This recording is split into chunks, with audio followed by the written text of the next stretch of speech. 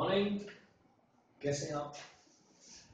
Board exams, economics का board exams, जबरदस्त tension. पिछले कुछ दिनों में सैकड़ों स्टूडेंट्स के message, WhatsApp message, emails, even emails भी मुझे आई। मैंने कुछ क्वेश्चंस अपलोड करे आप सबकी मदद के लिए और उसके बहुत सारी क्वेरीज आई, तो इसीलिए मैंने सोचा कि मैं एक कंपोजिट वीडियो बनाता हूँ जिसमें मैं सारा जो मैंने आपको इंपॉर्टेंट क्वेश्चंस दिए हैं इनको मैं कंप्लीटली गाइड कर दूंगा कि किसको कैसे सॉल्व करना है।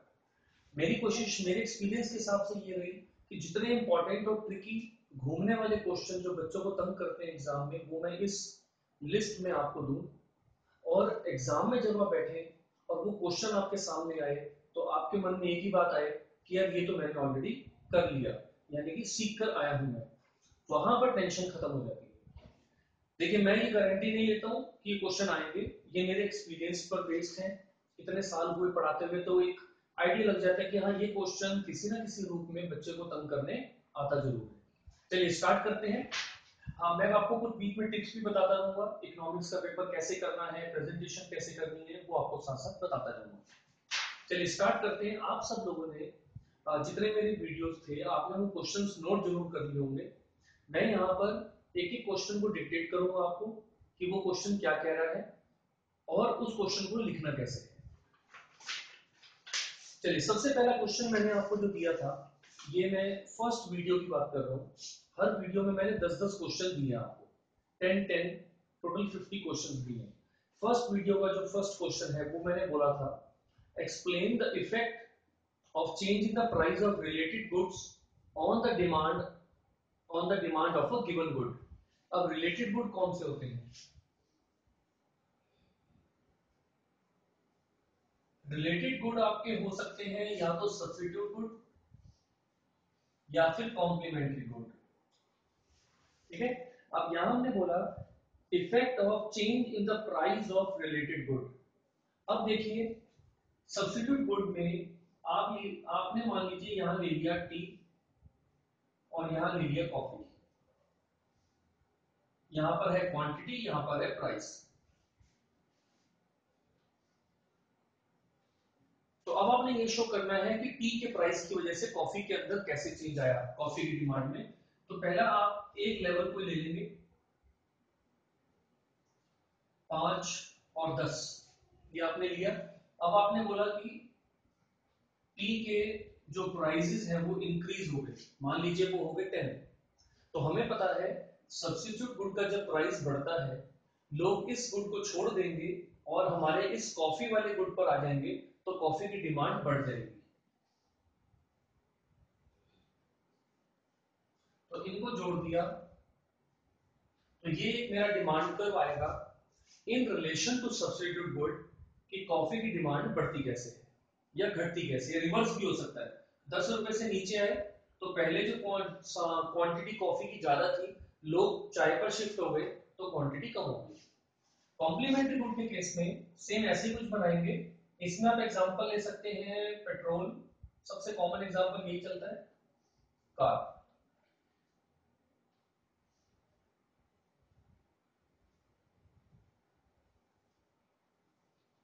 70 रुपए पेट्रोल का रेट है तो 100 कारें बिकती हैं, ये हमारा अंदाजा है। मान लीजिए पेट्रोल गिरकर 50 रुपए पर आ गया। अब हमें पता है कि अगर पेट्रोल सस्ता होगा तो कार हम ज्यादा खरीदेंगे और ज्यादा चलाएंगे।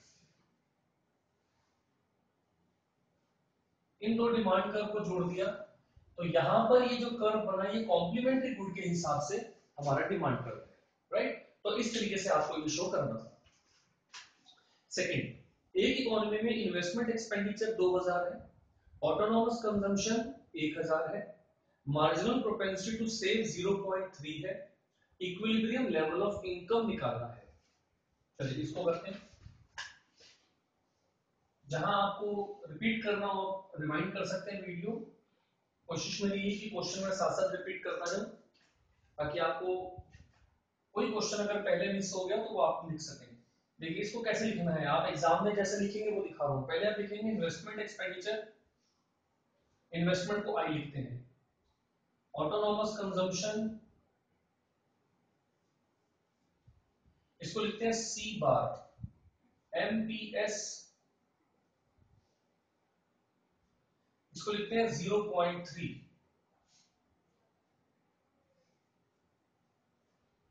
इक्विलिब्रियम लेवल ऑफ इनकम निकालना है।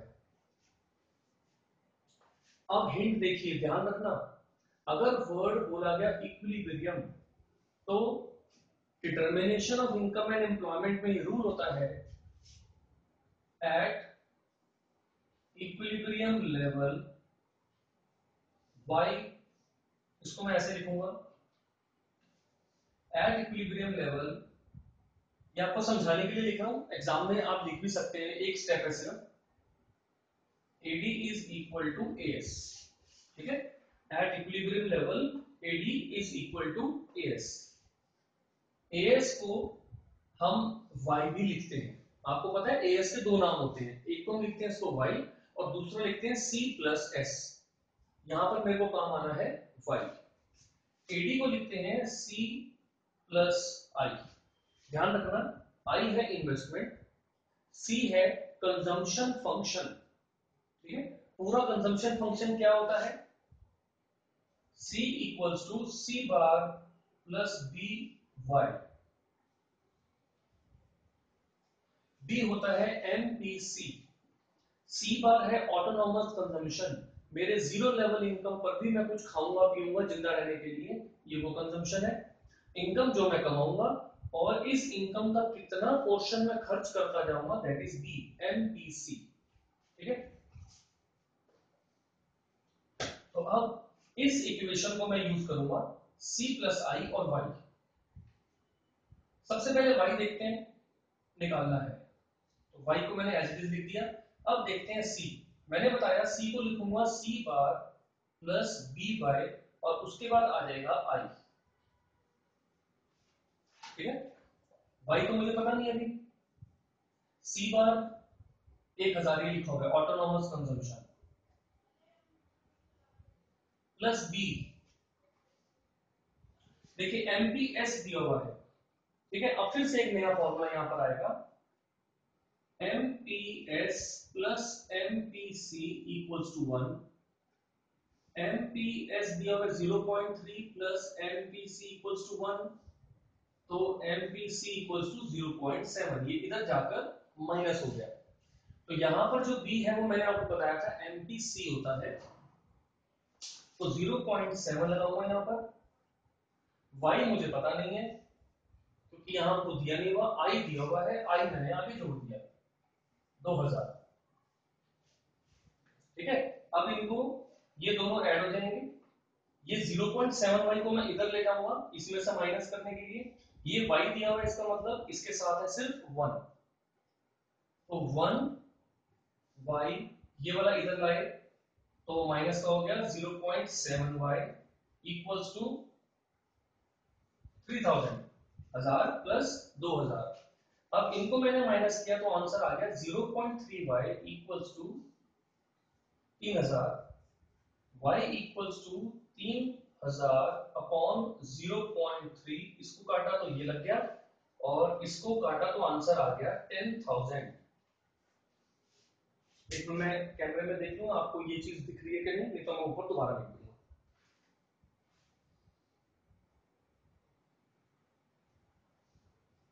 ठीक है। ये वाली लास्ट इक्वेशन नहीं आ रही आपके पास, तो इस लेवल से ऊपर हमको लिखना नहीं है। देखिए अब यहां से अब ये मैं यहां दिखाता हूं दोबारा, 1y में से 0.7y गया तो आ गया 0.3y, 3000 ये था, तो y इक्वल्स टू 3000, इसको डिवाइड किया 0.3 से, पॉइंट हटा तो 0 लग गया, तो y का आंसर आ गया 10,000, ठीक है। हमारे इस क्वेश्चन में कैलकुलेट कहां गया, calculate equilibrium level of income, तो आप एंड में, आप ये ध्यान जरूर रखना, आप एग्जाम के अंदर जब आप इस क्वेश्चन को करेंगे, जो भी अच्छी चीज आपने निकाली है, मतलब मेनली हम रिजल्ट की बात अगर करते हैं तो आपका रिजल्ट ये था, तो ये निकालने के बाद नीचे एक लाइन में कंक्लूजन जरूर लिखना, एंड का answer, so the equilibrium level of income is 10,000 ये नीचे लिखकर बड़ा बड़ा बॉक्स में जरूर लिखना, ताकि ये वाली कैलकुलेशन तो इंप्रेस करेगी टीचर को, ये भी इंप्रेस करेगा, राइट। और ऐसे ही साफ सुथरा लिखना है, मेरी राइटिंग या बोर्ड पर लिखने में थोड़ा ऊपर नीचे हो सकता है, बट आप आराम से लाइन वाली शीट्स आपके पास होती हैं, इनको आपने आराम से करना है। एक बार इसको देख लीजिए, मैं इसको दोबारा समझा देता हूँ। हमें क्वेश्चन में दिया हुआ था आई सी बार एमपीएस, ये निकालना था। इक्विलिब्रियम लेवल पर एडी एएस बराबर होते हैं, ये फॉर्मूला याद रखना। एडी को लिखते हैं सी प्लस आई, एएस को लिखते हैं वाई। सी की वैल्यू हो गई सी बार प्लस बी वाई, बी है एमपीसी, वाई है इनकम, और आई इधर आ गया। अब यहां से वैल्यूज डाल दी इसके अंदर और ये सॉल्व कर दो। ठीक है, चलिए आगे चलते हैं। नेक्स्ट देखिए, अगला क्वेश्चन है, गवर्नमेंट ऑफ इंडिया ने जनधन योजना लॉन्च करी है, जिससे वो चाहते हैं कि हर घर के अंदर कम से कम एक बैंक अकाउंट हो, और इसके अंदर जो डिपॉजिट्स आएंगे वो देश की नेशनल इनकम को कैसे इफेक्ट करेंगे। देखिए, जनधन योजना में मकसद ये था कि जिन लोगों ने आज तक बैंक अकाउंट नहीं खोला वो भी बैंक में जाएं और अकाउंट खोलें। फायदा ये होगा कि जब एक व्यक्ति अकाउंट खोलेगा वो अपने घर में छुपा हुआ पैसा, छुपा वर्ड गलत है, अपने घर में पड़ा हुआ पैसा बैंक में जमा करेगा, तो बैंकों के पास एक्स्ट्रा पैसा आ जाएगा। आपको पता है बैंक कभी भी अपने पास जो पैसा आता है उसको रखता नहीं है, उसको तुरंत लोन पर देता है। यानी बैंकों पर एक्स्ट्रा पैसा आया, वो पैसा लोन के रूप में गया, तो किसी ना किसी की इन्वेस्टमेंट हुई, उसने बिजनेस में लगाया, उससे रिटर्न्स आए, हमारी इकोनॉमी अच्छे बड़े सर्कल में घूमने लग गई। तो जनधन योजना से जो पैसा आएगा उससे हमारे देश की इकोनॉमी ग्रो होगी। चलिए नेक्स्ट है, explain the circular flow of income in a two sector economy. बहुत ही आसान क्वेश्चन है। टू सेक्टर इकोनॉमी का मतलब, आपके एक हाउस होल्ड है, एक तरफ आपने लिखना है हाउस होल्ड, और एक तरफ आपने लिखना है फॉर्म्स। हाउस होल्ड ने फॉर्म्स को दिए factors, land labour capital entrepreneur, land labour capital entrepreneur. Form ने इसके बदले में क्या दिया, factor payment, rent, wages, capital पे इंटरेस्ट, एंटरप्रेन्योर के लिए प्रॉफिट। ठीक है, ये पहला सर्कल पूरा होगा। हाउस होल्ड से लोगों ने अपना जमीन, अपना खुद की मेहनत, अपना पैसा, अपनी एंटरप्रेन्योरशिप, अपना दिमाग वो यूज करके फॉर्म्स को दिया, उसके बदले में ये आया। इन सब चीजों को यूज करके फॉर्म ने क्या बनाए, गुड्स। ये आ गया goods and services. In goods and services को खरीदने के लिए हाउस होल्ड ने फॉर्म्स को क्या दिया, पेमेंट। ठीक है, जो भी सामान खरीदेंगे उसकी पेमेंट, यानी जो पैसा फॉर्म से इधर आया था वही पैसा वापस चला गया। हाउस होल्ड से सामान आया था, उसके बदले में सामान वापस पहुंच गया। तो यही पूरा एक सर्कल चलता रहता है आपके सिलेबस में। ये टू सेक्टर सर्कल है बस, जो इसके अलावा है आपके पावर बूस्टर्स में है या एक्स्ट्रा सेक्शन में, वो नहीं करने। चलिए अगला क्वेश्चन है, explain the bankers bank function of central bank. Central bank के बहुत सारे फंक्शंस हैं, उसमें एक है बैंकर्स बैंक, यानी बैंक हमारे इंडिया के जितने हैं वो किसकी राह देखेंगे, वो किससे मदद लेंगे, अपना पैसा किसके पास रखवाएंगे, बैंक, सॉरी आरबीआई, राइट। तो जैसे हम अपना पैसा, अपनी एफडीज, अपने डॉक्यूमेंट्स, अपना गोल्ड बैंक में रखते हैं, और जो बैंक है वो अपना एक्स्ट्रा पैसा सब आरबीआई के पास रखते हैं।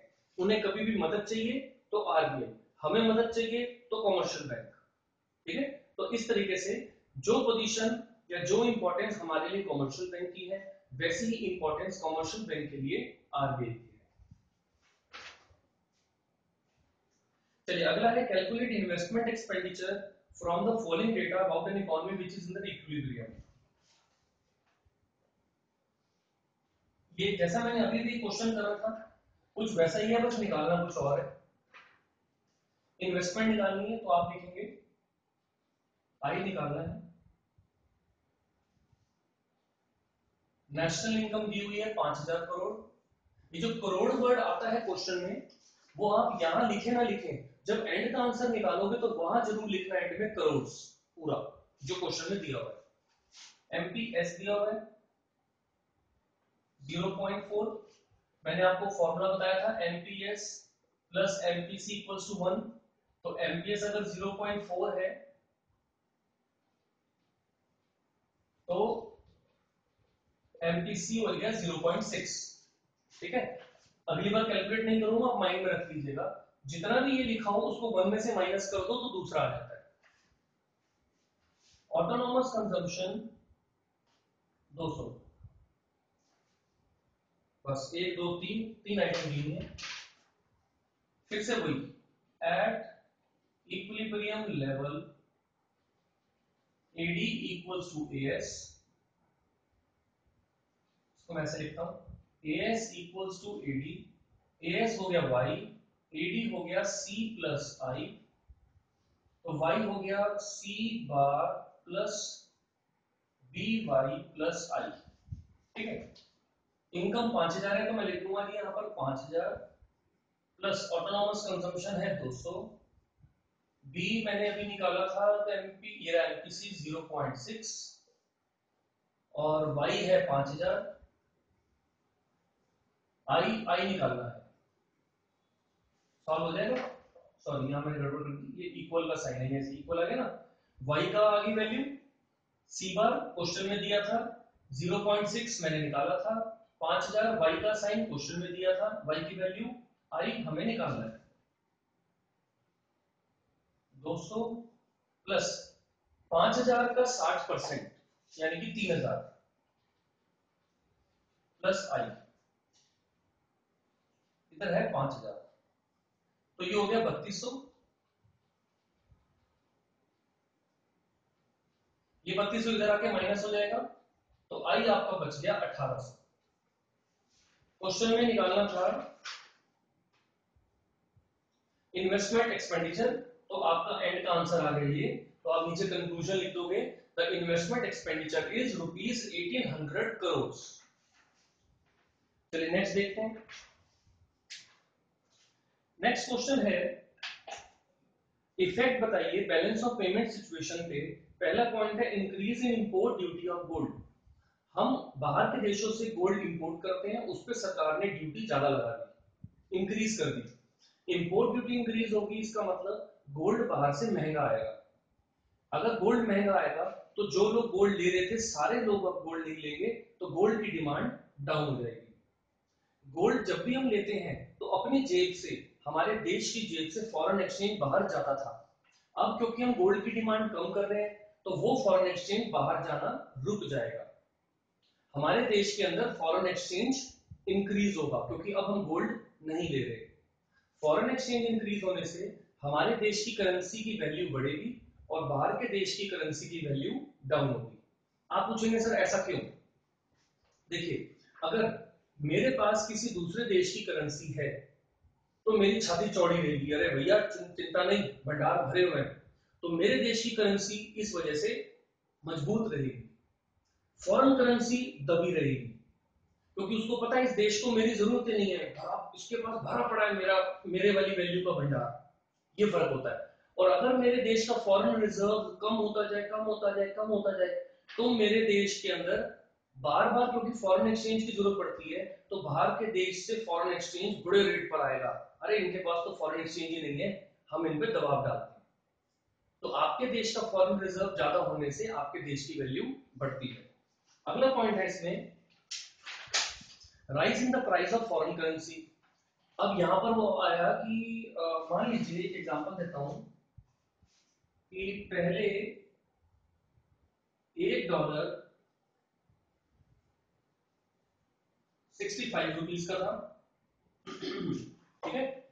अब इन्होंने यहाँ पर मतलब मैंने यहाँ पर क्वेश्चन में बोला है rise in the price of foreign currency, price rise हो गए हैं, इसका मतलब अब $1 के बदले मुझे ₹70 देने पड़ रहे हैं।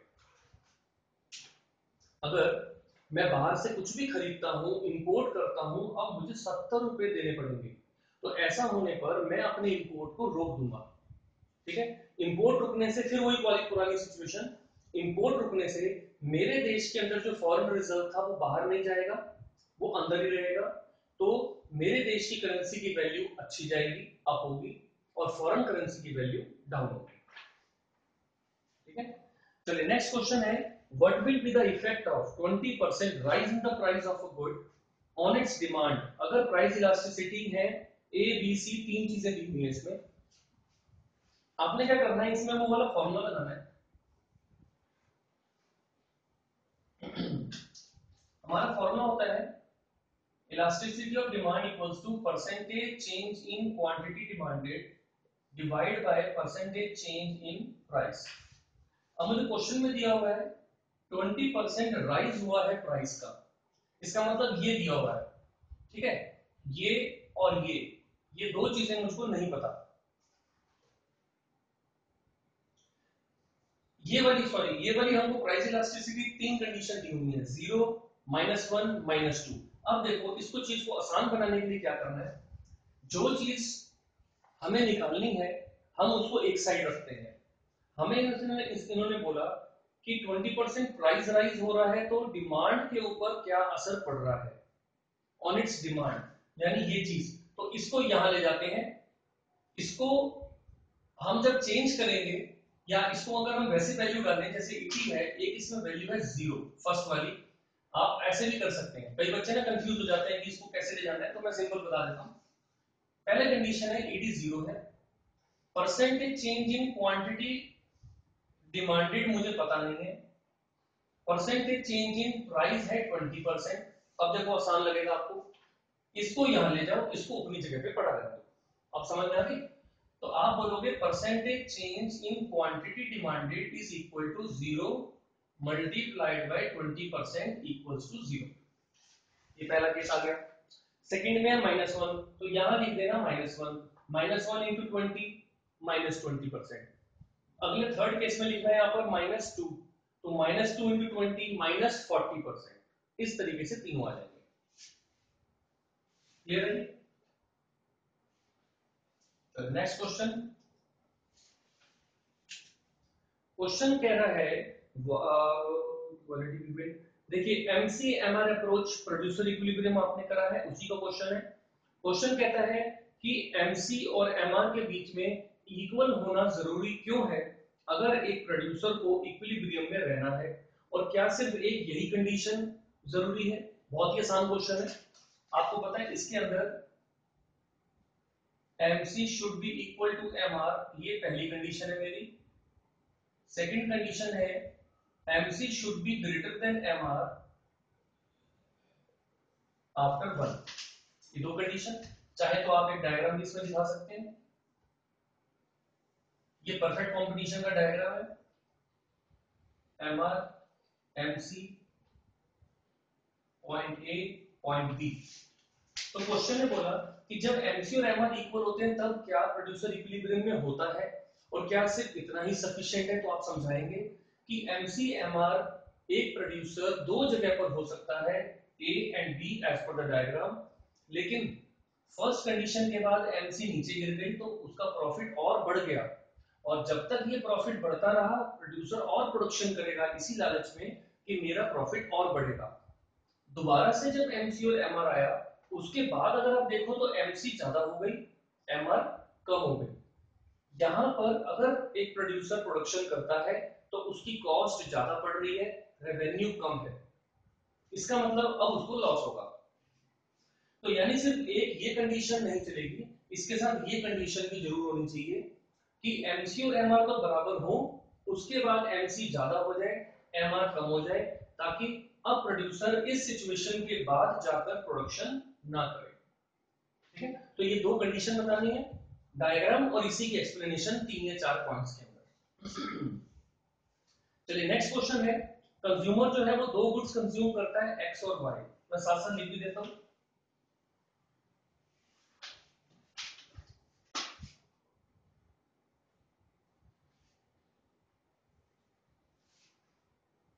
दोनों का प्राइस है 2 रुपया। मैं आपको दिखा रहा हूं, जब एग्जाम में आप लिखेंगे तो क्वेश्चन पढ़ पढ़ के ऐसे ही बनानी है स्टेटमेंट। क्योंकि ये स्टेटमेंट ही आपको हेल्प करेगी क्वेश्चन सॉल्व करने में। ये प्रॉपरली लिखी होगी तो टीचर भी खुश होगा। तो ऐसे लिखना है, if the consumer chooses the combination of these two goods with the marginal rate of substitution equal to 2। अब वो कह रहे हैं कि कंज्यूमर इन दोनों का कुछ ऐसा कॉम्बिनेशन लेता है कि MRS XY 2 होता है, तो क्या कंज्यूमर इक्विलिब्रियम में है, क्यों, या नहीं है तो क्यों। अब देखिए इसमें हम लिखेंगे MRS वाली इक्वेशन जब आ जाती है तो फॉर इक्विलिब्रियम कंडीशन जो हमारी है वो है MRS XY should be equal to Px upon Py। अब ध्यान से सुनना, एक क्वेश्चन एक्स्ट्रा बता रहा हूं, ये होता है slope of IC in difference curve, इसको कहते हैं स्लोप ऑफ बजट लाइन। अगर ये एक नंबर में आ जाए कि स्लोप ऑफ बजट लाइन कैसे लिखते हैं, Px upon Py, slope of IC MRS XY। तो इक्विलिब्रियम की कंडीशन होती है कि आईसी की स्लोप बजट लाइन की स्लोप से मैच करनी चाहिए। आपने डायग्राम देखा हुआ है आईसी का, आईसी वाला, उसमें आईसी आता है और एक टेंजेंट के साथ हम लाइन खींचते हैं, प्राइस लाइन जो हमारी आती है बजट लाइन, वो आईसी को टच करती है, यानी कि दोनों बराबर हो गए। अब वैल्यूज डालते हैं, MRS XY है 2, Px अपॉन Py है 1, इसको काटा तो आंसर आता है 1, तो यहां हमारा निशान लग जाएगा नॉट इक्वल। क्वेश्चन में बोला था वो है इक्वल या नहीं, हमने कह दिया कि नहीं, आगे उन्होंने पूछा वाई और वाई नॉट, क्यों।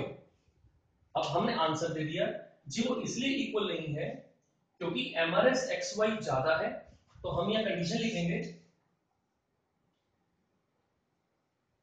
here MRS XY is I think video में कुछ इंटरप्शन आ गई थी, तो दोबारा स्टार्ट करते हैं। तो यहां से मैं बता रहा था, हम कंडीशन लिखेंगे MRS XY is greater than Px upon Py। आपने देखा यहाँ पर ये है 2 MRS XY और Px upon Py है 1।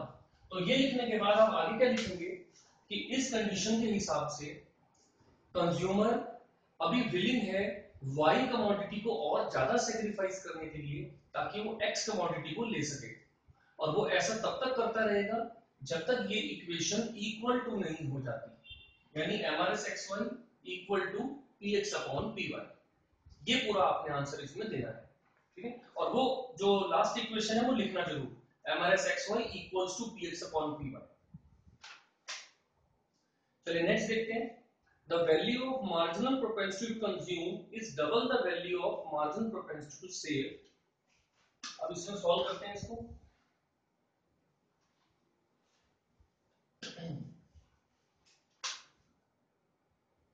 मार्जिनल प्रोपेंसिटी टू कंज्यूम हमको पता है MPC plus MPS equals to 1 होता है। Marginal propensity to consume is double the value of marginal propensity to save. MPC is double MPS, ठीक है। MPC इसके डबल है तो यहां 2 लग गया, इस वैल्यू को यहां डाल दो तो इक्वेशन बन जाएगी 2MPS plus MPS equals to 1। तो यहां पर 1 आ जाता है, अगर कुछ नहीं है तो 2 और 1 हो गया 3, 3MPS इक्वल्स टू 1, तो MPS इक्वल्स टू 1/3। आप इसको ऐसे भी लिख सकते हो, डिवाइड करके जो भी आंसर आए 0 पॉइंट कुछ वो भी लिख सकते हो। आगे बोलता है find the value of multiplier. Multiplier का मतलब होता है k, ठीक है। अब मैं आपको आपकी नॉलेज के लिए बता देता हूं k के देखो कौन कौन से फॉर्मूले होते हैं।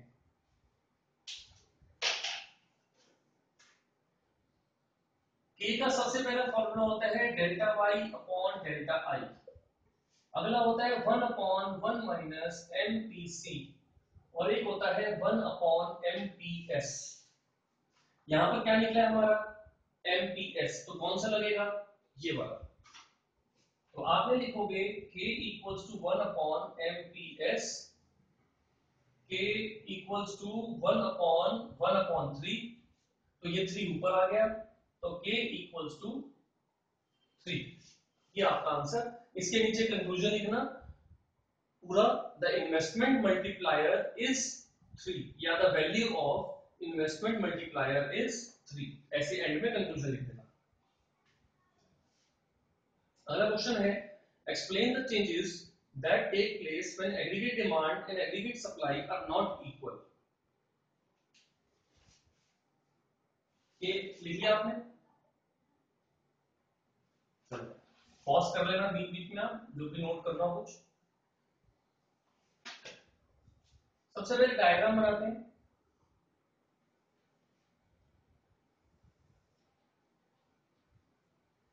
45 डिग्री की लाइन जिसको मैं y या फिर बोलता हूं एएस। क्वेश्चन में बोला कि एएस यानी एग्रीगेट सप्लाई और एग्रीगेट डिमांड इक्वल नहीं है। आपको पता है सी की लाइन यहां से जाती है और एडी की लाइन इससे थोड़ा ऊपर जाती है।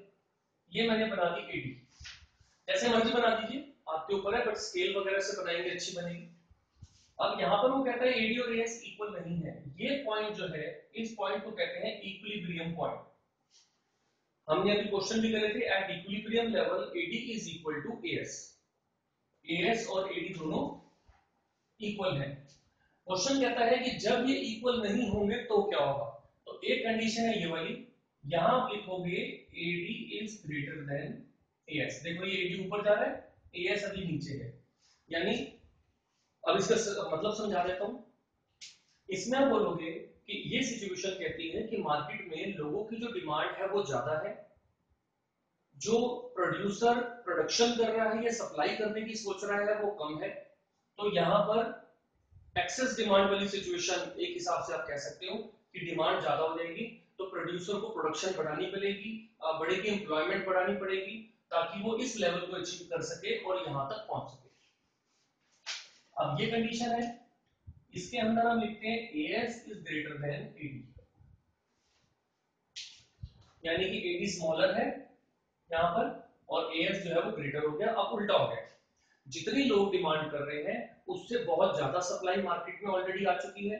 इससे निपटने के लिए प्रोड्यूसर अपनी प्रोडक्शन डाउन करेगा, एम्प्लॉइज को भगाएगा नौकरियों से, अपनी इन्वेंट्री को कम करने की कोशिश करेगा ताकि वो लेवल नीचे आए और वापस इस पॉइंट पर मैच कर सके। तो ये दो कंडीशन है, टोटल 3 होती है। एक ये कंडीशन होती है, इस लेवल पर AD is equal to AS. ठीक है। अगला है what is the minimum price ceiling और इसकी इंप्लीकेशन बताइए। चलिए नोट हो गया। देखिए प्राइस सीलिंग में आपको दोनों एक साथ बता देता हूं और दोनों का ऐसा एक थोड़ा कीवर्ड बता दूंगा जिससे आपको कभी दिक्कत नहीं आएगी। पहले तो इस डायग्राम को बनाने का तरीका देखते हैं। ये वो डायग्राम है जिसमें डिमांड और सप्लाई दोनों बननी है। तो आप देखिए क्या करना है।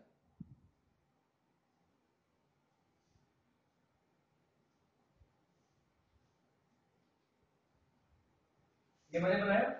अब यहां से एक लाइन बनाइए यहां तक, थोड़ा आगे जा सकती है, कोई दिक्कत नहीं है। एक लाइन यहां से बनाइए। सॉरी एक चीज गड़बड़ कर दी मैंने।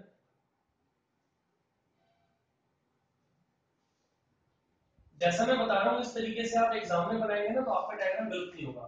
हमने ऐसे बना दी, ये इसको इसको जोड़ना है पहले हमने, और एक यहां से जोड़नी है।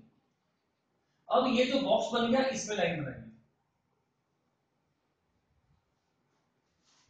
इसका फायदा क्या होगा, जब मुझे एक्सेस सप्लाई दिखानी है या एक्सेस डिमांड दिखानी है तो भी डायग्राम बिल्कुल सीधा बना, और अगर इस सिचुएशन में था प्राइस सीलिंग या प्राइस फ्लोर, दोनों चीजें दिखाऊंगा आपको, तो भी मेरा डायग्राम बिल्कुल ठीक बनेगा।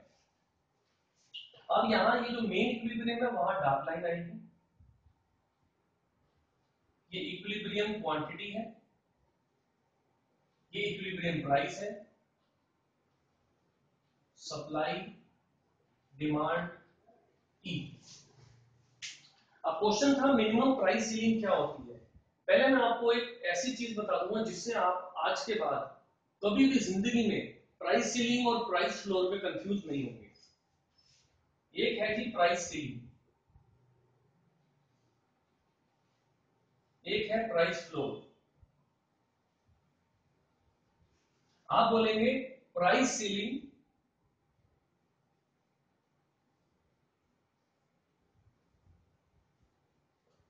कहां पर है, फर्श पर है। प्राइस फ्लोर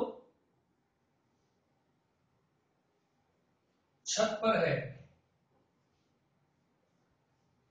यानी कि दोनों उल्टे हैं, ये याद रहेगा। प्राइस सीलिंग फर्श पर है, प्राइस फ्लोर छत पर है, और यानी कि दोनों उल्टे हैं। सीलिंग वर्ड का मतलब होता है छत, लेकिन वो जमीन पे पड़ी है। फ्लोर का मतलब होता है जमीन, लेकिन वो ऊपर है। बस अब आपको याद रहेगा, प्राइस सीलिंग यहां पर आएगा और फ्लोर यहां आएगा। ये बात पकड़ में आ गई। अब एक और चीज बताऊंगा जिससे इसकी 100% कंफ्यूजन आपकी खत्म हो जाएगी। ध्यान से देखो, ये गरीबों के लिए लगता है और ये भी गरीबों के लिए लगता है। कौन से गरीबों के लिए? प्राइस सीलिंग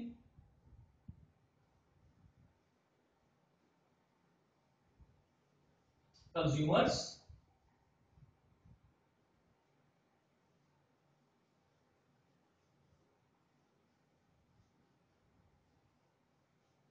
या सेलर्स। प्राइस सीलिंग लगता है गरीब कंज्यूमर को बचाने के लिए, प्राइस फ्लोर लगता है गरीब प्रोड्यूसर को बचाने के लिए। अब मैं आपको डायग्राम समझाऊंगा, एकदम जबरदस्त तरीके से समझ में आएगा। ध्यान से देखो, एक एग्जांपल से देखिए हम, ताकि आपको आराम से समझ में आए। 100 रुपया प्राइस, 90 रुपया प्राइस, 110 रुपया प्राइस, ये मैंने लेवल ले लिए। अब देखो हुआ क्या, एक बार में एक चीज देखते हैं। मान लीजिए एक प्रोडक्ट है, उस प्रोडक्ट के दाम है 100 रुपए, और लोगों को फील हो रहा है यार बहुत महंगाई हो रही है और मैं इस प्रोडक्ट को या हम इस प्रोडक्ट को नहीं ले पा रहे हैं। अब क्या करें? गवर्नमेंट कहती है ओहो ये तो बहुत गड़बड़ बात है, चलो कोई बात नहीं, मैं इस प्रोडक्ट का एक एमआरपी मैक्सिमम प्राइस ऐसा तय कर देती हूं जो इस समय जो मार्केट में प्राइस है उससे नीचे हो। मार्केट में प्राइस है ये वाला, सरकार ने उसकी जगह ये वाला प्राइस तय कर दिया। तो ये जो 90 वाला प्राइस है, इस समय ये प्राइस हो गया सेलिंग प्राइस। ये वाला जो प्राइस है, ये प्राइस है मार्केट प्राइस। इक्विलिब्रियम वाला जो पॉइंट था, इक्विलिब्रियम लिखा हुआ हमने। तो जो मार्केट प्राइस था, सरकार ने उससे सेलिंग वाला प्राइस कर दिया 90। यानी सरकार ने क्या ऑर्डर किया कि कोई भी अब इसको 100 रुपए का नहीं बेचेगा, इसको बेचेगा वो 90 रुपए का। तो किसको फायदा मिलेगा? उस कंज्यूमर को जो 100 रुपए का सामान नहीं ले पा रहा था, अब ये 90 का हो गया, अब वो आराम से उसको ले सकता है। ये क्लियर हुआ? पक्का एकदम? प्रॉमिस? उल्टा चलो। अब एक प्रोडक्ट था जो मार्केट में 100 रुपए का बिक रहा है। गरीब प्रोड्यूसर जो बेचारा बड़ी मेहनत से उस सामान को बनाता है, वो सरकार को बोलता है कि जी इस रेट पर तो मेरी अपनी प्रोडक्शन नहीं है, प्लीज कुछ मदद करो, अगर मैं इस रेट पर बेचूंगा तो मैं पागल हो जाऊंगा, मेरे पास प्रॉफिट नहीं बचेगा। सरकार कहती डोंट वरी, मैं आपके लिए एक परचेजिंग प्राइस तय कर देती हूँ। तो इसको बोलेंगे मैक्सिमम सेलिंग प्राइस, इसको बोलेंगे मिनिमम परचेजिंग प्राइस। तो सरकार कहती है मैं आपके लिए एक प्राइस फ्लोर तय कर देती हूं कि अगर मैं या कोई भी व्यक्ति आपसे अब सामान खरीदेगा तो वो इतने रुपए पे जरूर खरीदेगा। बिक रहा था पहले 100 रुपए में, अब आपका बिकेगा वो 110 रुपए में। ठीक है? अब देखो मैंने सेलिंग और परचेजिंग ना थोड़ा सा रिवर्स लिख दिया, तो आप कंफ्यूज मत हो जाना, ये सिर्फ आपको समझाने के लिए लिखा है। बाहर का कोई व्यक्ति, मतलब जब मैं बात कर रहा हूं पुअर कंज्यूमर की या पुअर प्रोड्यूसर की, तो ये जो दो लोग हैं ये आउटसाइडर हैं। सेलिंग वाले वो हैं जो सामान बेच रहे हैं, और यहां से मदद किसको मिल रही है? कंज्यूमर को। परचेज करने वाले आउटसाइडर हैं जो बाहर से आ रहे हैं, और मदद किसको मिल रही है यहां से? हमारे सेलर को या फार्मर को। सरकार कहती है अब अगर कोई भी परचेज करने आएगा तो आपको वो मिनिमम 110 रुपए देगा, तब परचेज करेगा। और अगर वो कहता है मैं 110 रुपए नहीं देता हूं तो इस रेट पर आप मुझे दे जाना, मैं आपसे सामान सारा खरीद लूंगी। सरकार जैसे स्पेशली किसानों से लेती है, ऐसे ही प्राइस फ्लोर तय करके तो उस अनाज को वो अपने बफर स्टॉक के लिए रख सकती है, जो आगे कभी कोई आपदा आती है, कुछ गड़बड़ होती है तो उसमें यूज होता है। आई होप क्लियर हो गया होगा आपको। ये कीवर्ड है, इनको अच्छे से पढ़ लो तो हर चीज क्लियर हो जाएगी। ठीक है? पक्का? पॉज करना है, पॉज कर लो। मैं स्माइल कर देता हूं। चलो आगे चलते हैं, मिटा रहा हूं मैं इसको।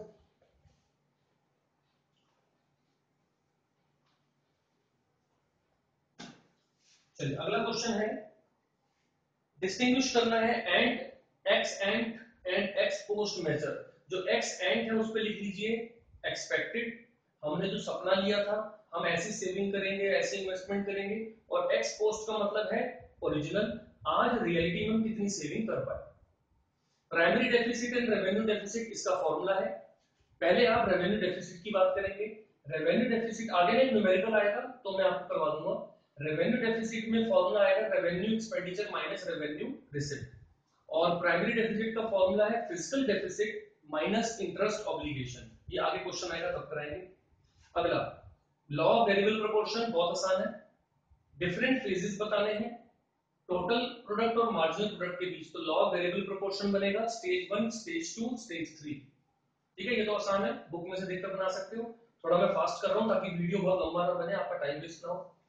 अगला है कंज्यूमर इक्विलिब्रियम बताइए, इसको इंडिफरेंस कर्व से बताइए। तो इसमें आप आईसी बनाओगे,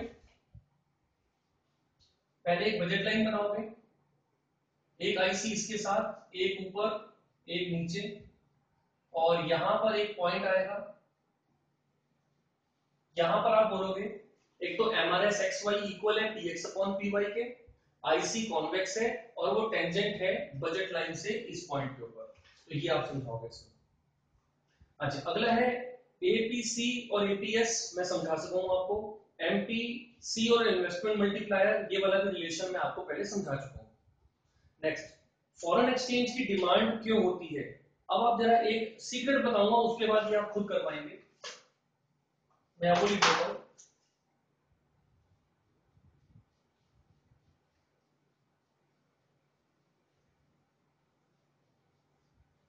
फॉरेन एक्सचेंज की डिमांड और सप्लाई।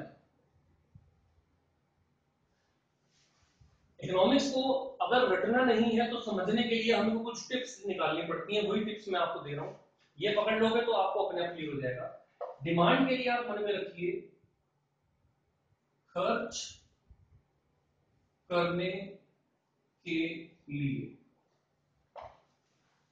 यानी आपको फॉरेन एक्सचेंज अब कहीं पर खर्च करनी है, उसके लिए डिमांड कर रहे हो सरकार से।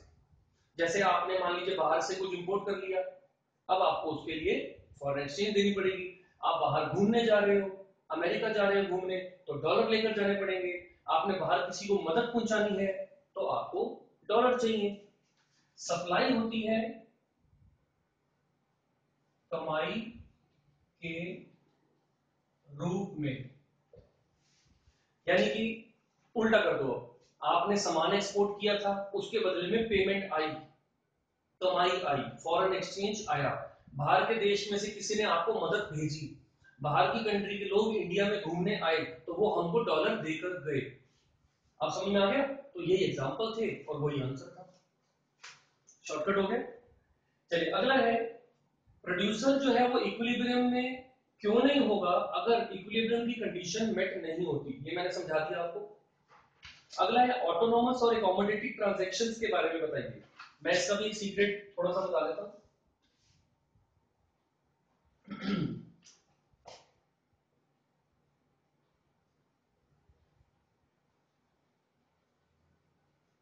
ऑटोनोमस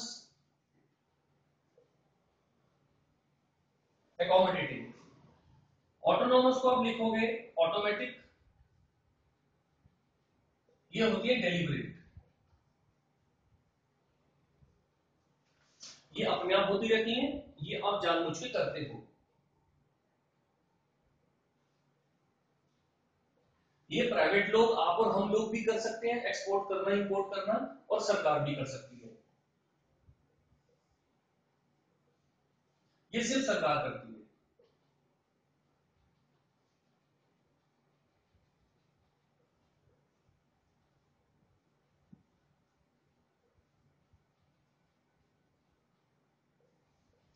ये हम हमेशा प्रॉफिट कमाने के लिए करते हैं, एक्सपोर्ट इंपोर्ट। इसमें सरकार का प्रॉफिट मोटिव नहीं है, बैलेंस ऑफ पेमेंट को एक बैलेंस करना है, उसके लिए ये यूज होती है।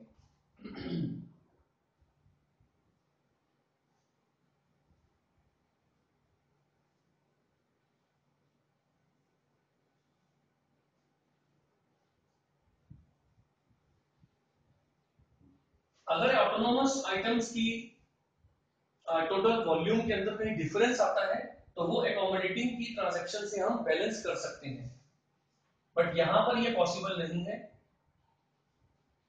यानी अगर एकोमोडेटिंग आइटम्स में कुछ डिफरेंस आ गया तो वो ऑटोनोमस से बैलेंस नहीं होगा। ठीक है, ये क्लियर? यहाँ पर क्वेश्चन था, क्वेश्चन यही था हमारा। और इसके अंदर वो कहते हैं इसका सिग्निफिकेंस बताइए। सिग्निफिकेंस में आप बताओगे ऑटोनोमस बहुत जरूरी है, क्योंकि देश की बैलेंस ऑफ पेमेंट, सॉरी देश का फॉरेन एक्सचेंज इसी पर डिपेंड करता है। हमारा एक्सपोर्ट अच्छा हो, इंपोर्ट भी ऑब्वियसली होगा तो बाहर का प्रोडक्ट हमारे पास आएगा, तो ये अच्छा है। अकोमोडेटिंग इसलिए अच्छा है कि देश का बैलेंस ऑफ पेमेंट जब बिगड़ता है तो सरकार इसके थ्रू या तो बाहर से लोन लेती है डेफिसिट खत्म करने के लिए, और सरप्लस हो तो लोन देती है ताकि हमारा बैलेंस हो जाए। तो ये सिग्निफिकेंस आपने इसमें बताना। अगला है ऑटोनोमस इन्वेस्टमेंट और इंड्यूस्ड इन्वेस्टमेंट, ये क्या होती है?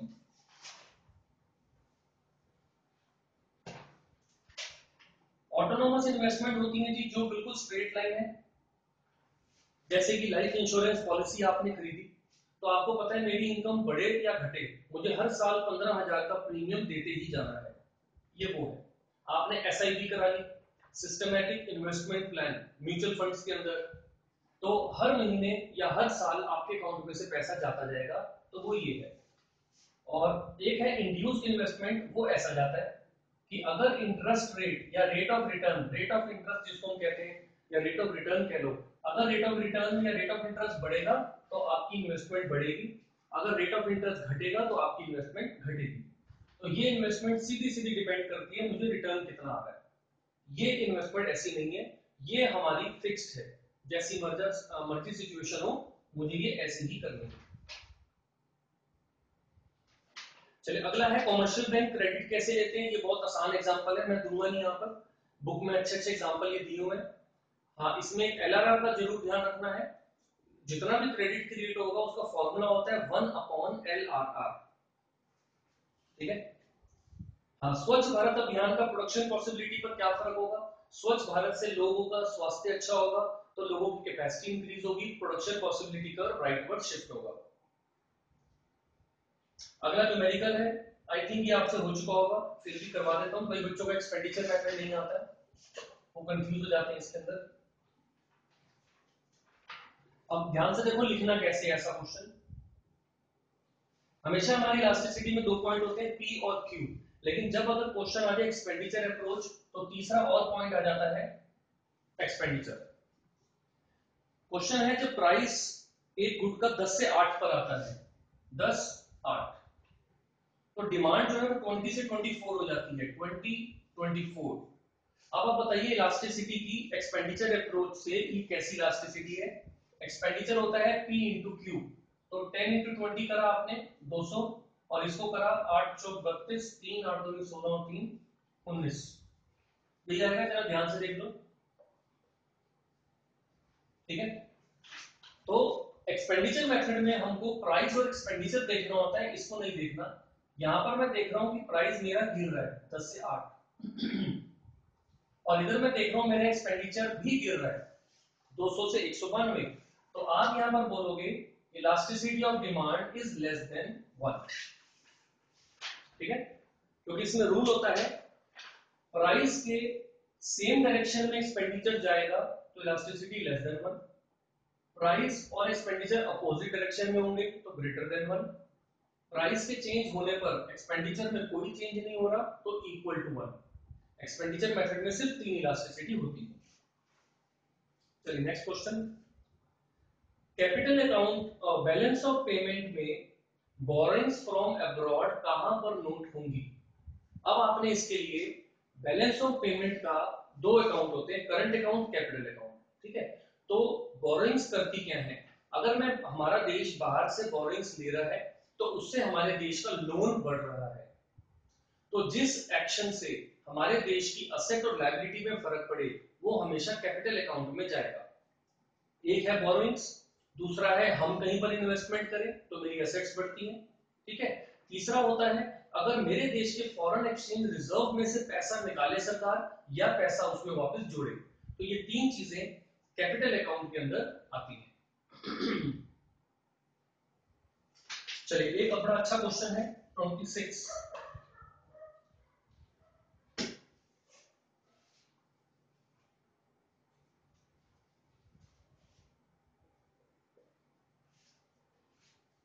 सॉरी मैं बीच में क्वेश्चन के नाम लेने भूल गया। मैंने सोचा था कि मैं साथ साथ क्वेश्चन का नाम लेता जाऊंगा और मार्किंग भी करता जाऊंगा, बट अब मैं लिख लूंगा इसके ऊपर।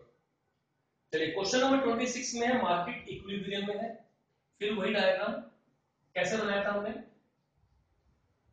डॉट डॉट,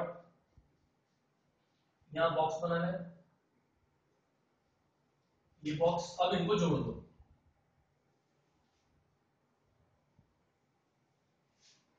और यहां पर हमने डार्क लाइन बना दी।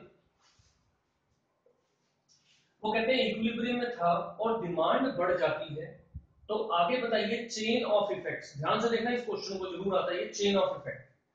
पहला स्टेप, डिमांड बढ़ी तो डिमांड राइटवर्ड शिफ्ट होगी। इसको मैं अपनी आसानी के लिए इसी लेवल पर बना देता हूं ताकि मेरा और कंफ्यूजिंग ना बने डायग्राम। ठीक है, आसानी के लिए हमने ऑलरेडी बॉक्स बनाया था, मैंने उसी को बना दिया।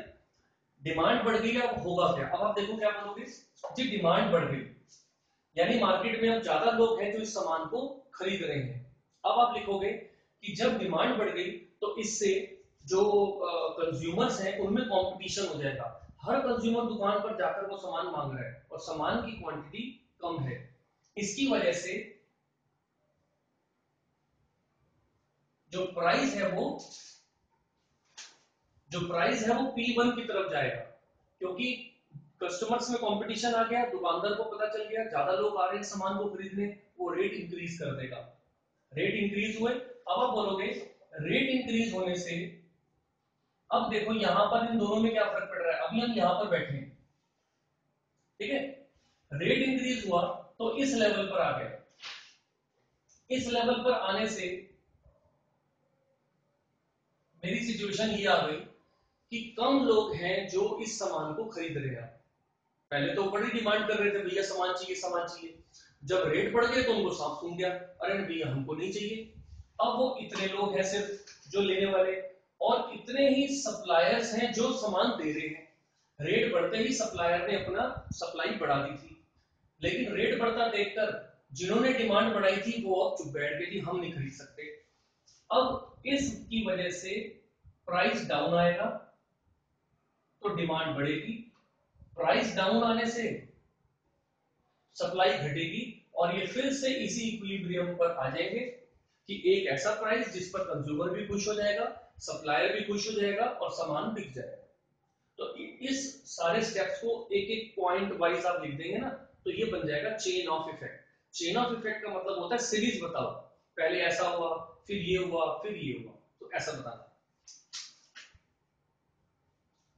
चलिए अगला क्वेश्चन है, एक इकोनॉमी में प्लैंड स्पेंडिंग ज्यादा है प्लैंड आउटपुट से, तो क्या होगा? ये मैं ऑलरेडी बता चुका हूं, हिंट दे देता हूं। प्लैंड स्पेंडिंग का मतलब एडी और प्लैंड आउटपुट का मतलब एएस। ये वही क्वेश्चन है पीछे, बट उसका लैंग्वेज चेंज है तो मैंने 2 बार दिया। चलिए नेक्स्ट क्वेश्चन। बार बार वीडियो रुक रहा है, आई डोंट नो व्हाई।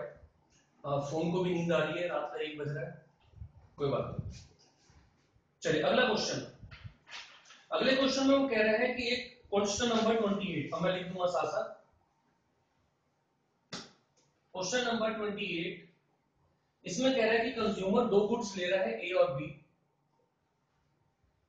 और वो इक्विलिब्रियम में है। ये शो करना है कि अगर प्राइस बी का गिर जाएगा तो बी की डिमांड बढ़ेगी।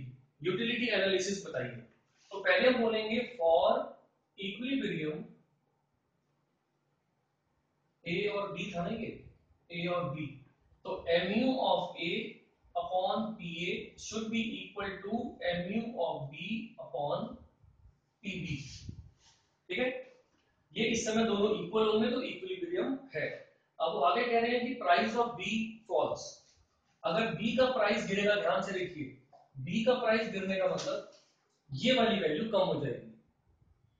अगर ये वैल्यू कम हो जाएगी तो इस छोटी वैल्यू से जब मैं इसको डिवाइड करूंगा तो आंसर और बड़ा आएगा। एक एग्जांपल देखते हैं। मान लीजिए ये पहले था 10 बाय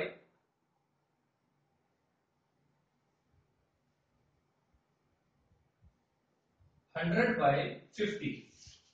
एग्जांपल ले रहा हूं, मान लो MU B था 100 और प्राइस था 50, और अब क्वेश्चन में है कि B का प्राइस गिर गया, तो इस 50 को मैं काट कर लिख देता हूं 20।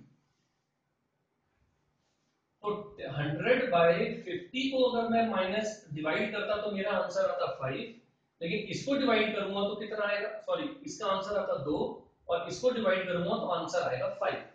बात समझ में आ रही है कि अगर मेरा प्राइस गिरेगा तो इसको डिवाइड करके जो आंसर आएगा वो बढ़ जाएगा। सो जब यहां लिखेंगे व्हेन PB फॉल्स, तो MUA upon PA, MUB upon PB, और साइन लग जाएगा ग्रेटर का। इसका मतलब क्या हुआ, क्योंकि प्राइस गिर गया, अब कस्टमर को यहां पर ज्यादा सेटिस्फेक्शन मिल रही है, क्योंकि कम प्राइस में उसको यूटिलिटी ज्यादा मिल रही है। अब इस केस के अंदर वो आगे क्वेश्चन में कहता है कि डिमांड बी की बढ़ेगी कि नहीं बढ़ेगी। अब आप इसका आंसर दोगे कि जब यहां पर MUB अपॉन PB ज्यादा हो गया, इसका मतलब है कस्टमर को उस पर सेटिस्फेक्शन ज्यादा मिल रही है, तो ऑब्वियस सी बात है अब वो डिमांड बी की ज्यादा करेगा और ए की डिमांड कम करेगा।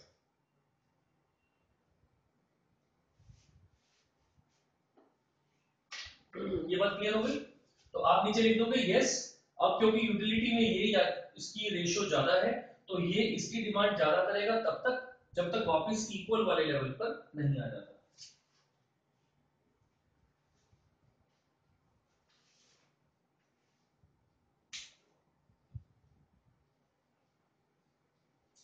हाँ जी, अगला क्वेश्चन है क्वेश्चन नंबर 29।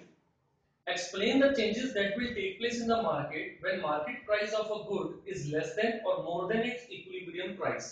ये equilibrium price वाला मैं आपको करा चुका हूं, जो भी हमने क्रॉस वाला डायग्राम बनाया था। एक बार हमने प्राइस ऊपर दिखाया था, एक बार नीचे दिखाया था, ये वही क्वेश्चन है। अगला कह रहा है अगर गवर्नमेंट का एफर्ट है कि अनएम्प्लॉयमेंट को कम किया जाए तो पीपीसी पर क्या असर होगा। तो आप इसका क्या आंसर लिखोगे, अगर अनएम्प्लॉयमेंट थी तो पीपीसी के अंदर एक पॉइंट पर प्रोडक्शन हो रही थी, जैसी अनएम्प्लॉयमेंट कम हो जाएगी वो पॉइंट खिसक कर पीपीसी की तरफ जाएगा, बट पीपीसी अपनी जगह पर फिक्स रहेगा। डायग्राम कैसे बनेगा, ऐसे, और जब अनएम्प्लॉयमेंट कम हो रही है तो ये पॉइंट खिसकेगा बट पीपीसी अपनी जगह पर फिक्स रहेगा। ओके, अगला जो क्वेश्चन 31 नंबर, इस शेड्यूल से बताइए प्रॉफिट मैक्सिमाइजेशन। आपको पता होता है प्रॉफिट मैक्सिमाइजेशन का मतलब है प्रोड्यूसर इक्विलिब्रियम, यानी कि MCMR अप्रोच। अब आप क्या करेंगे, यहां पर आपको दिया हुआ है आउटपुट, प्राइस और टीसी। अब मैं आपको हिंट बताता हूं, सॉल्व आप खुद करना।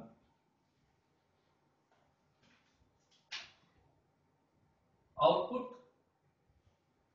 प्राइस, टीसी, ठीक है। अब आप क्या करोगे, सबसे पहले निकालोगे आप टीसी है, आप सबसे पहले निकालोगे टीआर। टीआर होता है P इंटू क्यू, ये है क्यू, ये है प्राइस, इन दोनों को मल्टीप्लाई करो, टीआर आ गया। टीसी हमें क्वेश्चन में दिया हुआ है, टीसी प्राइस। अब आप निकालोगे एमआर और आप निकालोगे एमसी। एमआर निकलेगा TR n minus TR n minus one, और एमसी भी ऐसे निकलेगा TC n minus TC n minus one. यानी कि नए टीसी में से पुराना माइनस करते जाना और ये आ जाएगा, नए एमआर में से पुराना एमआर माइनस करना तो ये आ जाएगा। जहां ये दोनों इक्वल होंगे और उसके बाद एमसी बढ़ रहा होगा, हम पहले डिस्कस कर चुके हैं, वो आपका लेवल होगा। अगला है डेफिशिएंट डिमांड बताइए और रेपो रेट में उसका क्या असर होगा। डेफिशिएंट डिमांड क्या होती है,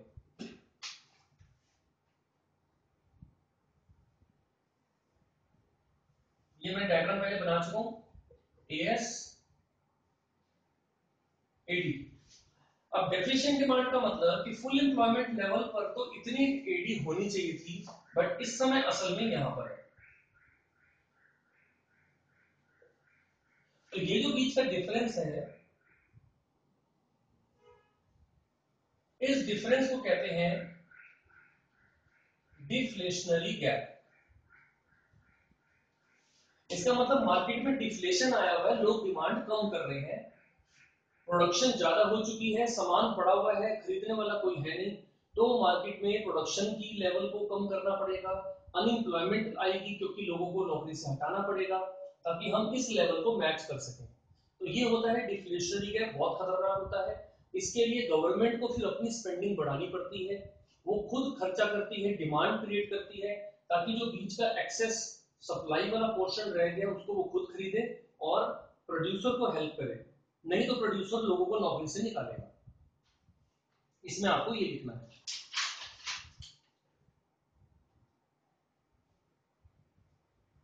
आगे है रेपो रेट का, इसमें क्या असर होगा। अब मैंने क्या बोला था कि यहाँ पर डिमांड हमारी कम हो रही है, तो सरकार क्या बोलेगी कि रेपो रेट को कम कर दो, जिससे बैंकों को सस्ता लोन मिले, बैंक पब्लिक को सस्ता लोन दे, पब्लिक पे लोन आते ही अपनी डिमांड बढ़ा दे और हमारा एडीएस मैच हो जाए।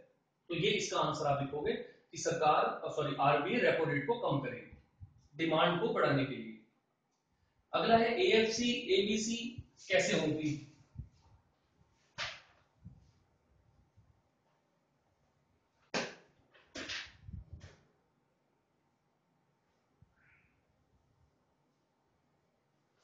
एएफसी इज रेक्टेंगुलर हाइपरबोला, ये ऊपर से स्टार्ट होती है नीचे आती रहती है, बट ना तो एक्स एक्सिस को टच करती है ना वाई को टच करती है।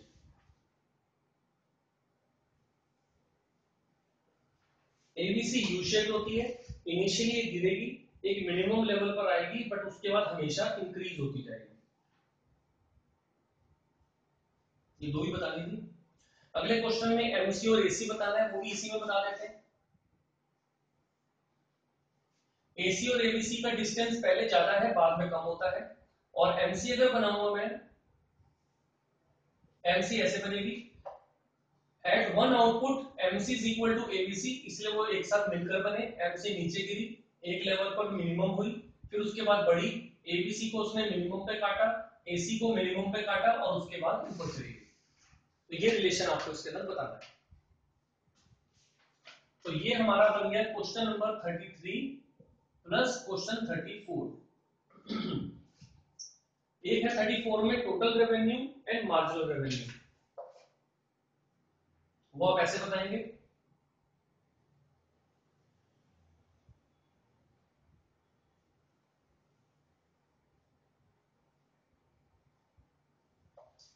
टोटल रेवेन्यू और मार्जिनल रेवेन्यू, मार्जिनल रेवेन्यू जब शुरू में सेल बढ़ती है तो थोड़ा सा इंक्रीज होता है, मैक्सिमम होता है और डिक्रीज हो जाता है। इसके इंक्रीज होने तक टीआर धीरे धीरे धीरे बढ़ता है, जब ये मैक्सिमम होता है तो ये हमारा जब ये एमआर जो है, मैंने थोड़ा सा इधर बना दिया,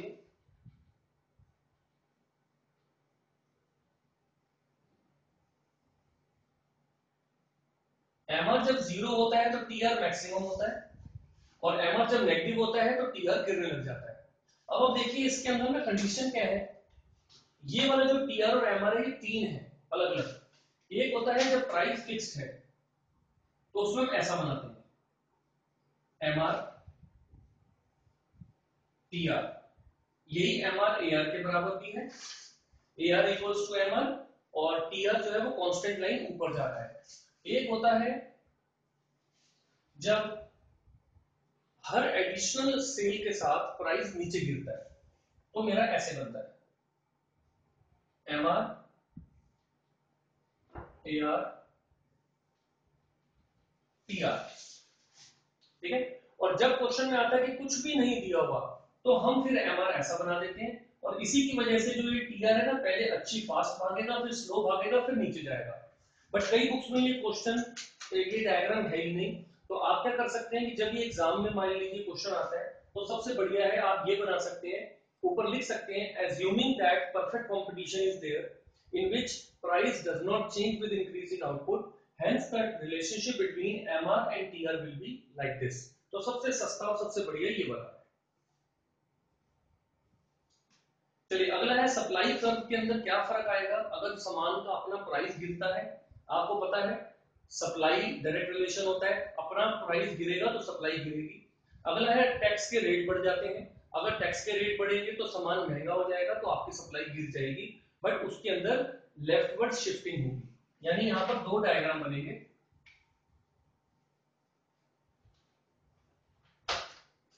पहला है प्राइस ऑफ ओन, तो आप गिवर डायग्राम बनाएंगे।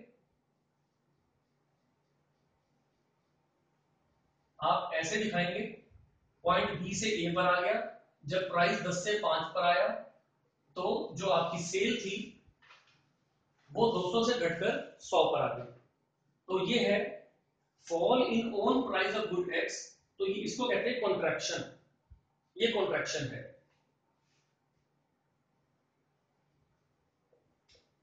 35 क्वेश्चन की बात कर रहे हैं। और सेकंड है rise in the tax rate, इसका मतलब ये हुआ कि जो सप्लाई है वो 5 रुपए पे ही हो रही थी, टैक्स बढ़ गया तो आपने अपनी सप्लाई को कम कर दिया। इसको कहते हैं लेफ्टवर्ड शिफ्टिंग, और टेक्निकली इसको बोलते हैं डिक्रीज, इसको बोलते हैं कॉन्ट्रैक्शन। ये डिमांड में भी आते हैं, सप्लाई में भी आते हैं। जब सप्लाई कर्व शिफ्ट हो जाता है, अपनी जगह छोड़ देता है, डिक्रीज लेफ्टवर्ड चला गया, और अगर सप्लाई कर्व के ऊपर ही हम एक मूवमेंट, एक पॉइंट ऊपर था उससे नीचे की तरफ आ गए तो कॉन्ट्रैक्शन। अगला क्वेश्चन देखिए क्या है कि सरकार बजट के द्वारा समाज में फैली हुई इनइक्वालिटी को कैसे खत्म करेगी इनकम की। तो आप इसमें आप पहले इंट्रोडक्शन लिख सकते हो कि इनकम जो इनइक्वालिटी है उसको खत्म करना बड़ा जरूरी है, क्योंकि इनइक्वालिटी का मतलब है कि अमीर बहुत अमीर है, गरीब बहुत गरीब है। सरकार इसको कैसे खत्म करेगी? मान लीजिए आप एक लिख सकते हो कि अमीर लोगों पे टैक्स को बढ़ा दिया जाए, अमीर लोगों पे टैक्स को बढ़ाया जाए, गरीब पर टैक्स को कम किया जाए, तो इससे अमीर का थोड़ा सा पैसा सरकार के पास आएगा, इससे थोड़ा सा फर्क जो है वो कम होगा। सेकंड, जो ये टैक्स का पैसा आया उसको गरीबों के लिए यूज करा जाए, राइट। तो अगर ये वाला पैसा गरीबों के लिए यूज होगा, उनके लिए पार्क्स बनेंगे, स्कूल बनेंगे, हॉस्पिटल बनेंगे, तो जो फैसिलिटी अमीर को मिलती है वैसी फैसिलिटी गरीब को मिलेगी बिना पैसा खर्च करे, तो उनके पैसों के उनको फायदा मिल रहा है, तो इससे हमारे जो समाज में इनइक्वालिटी है वो खत्म होगी। चलिए अगला क्वेश्चन है, मार्केट डिमांड की इक्विलिब्रियम में है, अब इनपुट का प्राइस गिर गया, तो अब चेन ऑफ इफेक्ट बताइए। अब आप लॉ ऑफ सप्लाई याद करिए, अगर रॉ मटेरियल सस्ता हो जाए तो सप्लाई पर क्या असर होगा? आप कहोगे सप्लाई बढ़ जाएगी। तो अब आप जो डायग्राम बनाओगे, मैं पूरा एक्सप्लेन नहीं करूंगा, सिर्फ डायग्राम बना के दिखा रहा हूं, क्योंकि अब आप ये वाला बना सकते हो।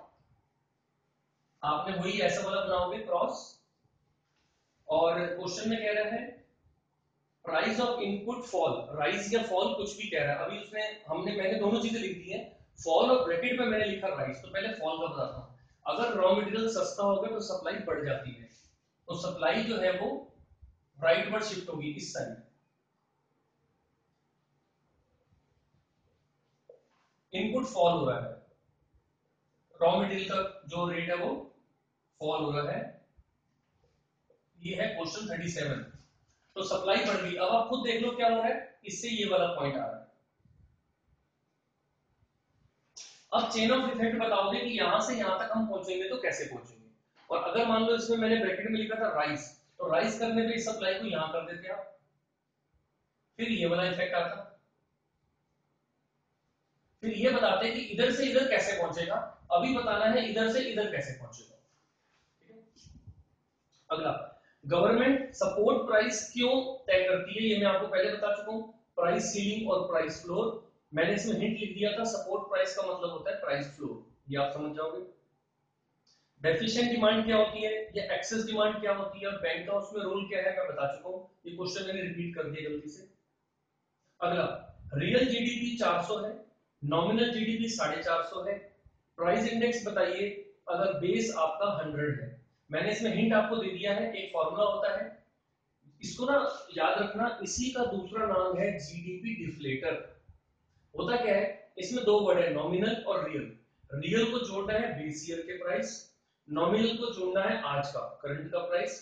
तो जब मुझे ये निकालना हो कि बेस ईयर के प्राइस के हिसाब से आज क्या मेरी इकोनॉमी ग्रो कर रही है या नहीं कर रही, इसलिए हम ये फॉर्मूला लगाते हैं। फॉर्मूला आपके सामने है, real GDP equals to nominal GDP divide by price index या जीडीपी डिफ्लेटर इनटू 100। सारी वैल्यूज हमको यहाँ पर दी हुई है, आपने वैल्यू को पुट करना है। चलिए अगला है, कंज्यूमर दो गुड्स लेता है, उनके प्राइस दिए हुए हैं। अब ये क्वेश्चन आप आराम से कर पाएंगे अपने आप। क्वेश्चन नंबर 41, दो गुड ले रहा है एक्स और वाई, पी एक्स है 5,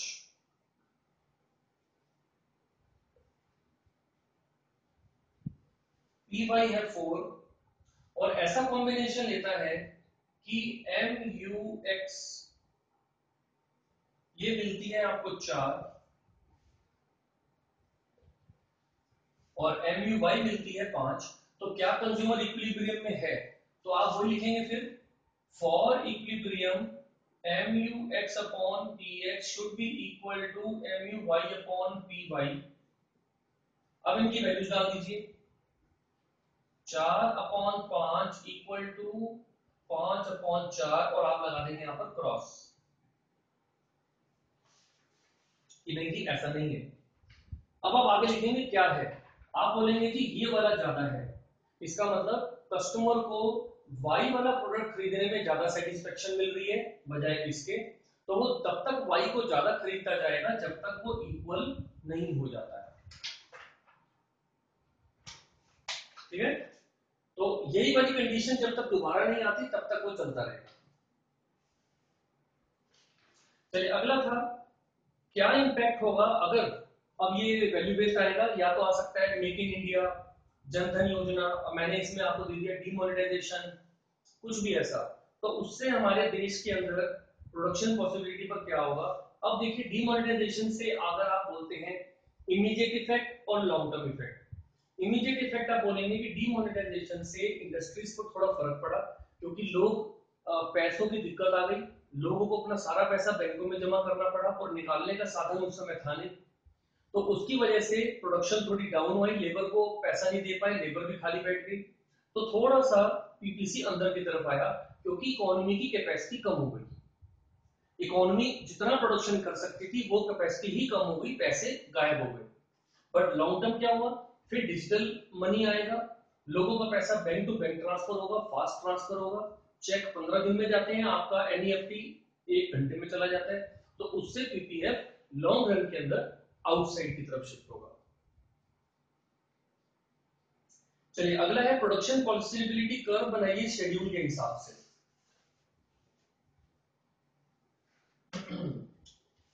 क्वेश्चन नंबर 43,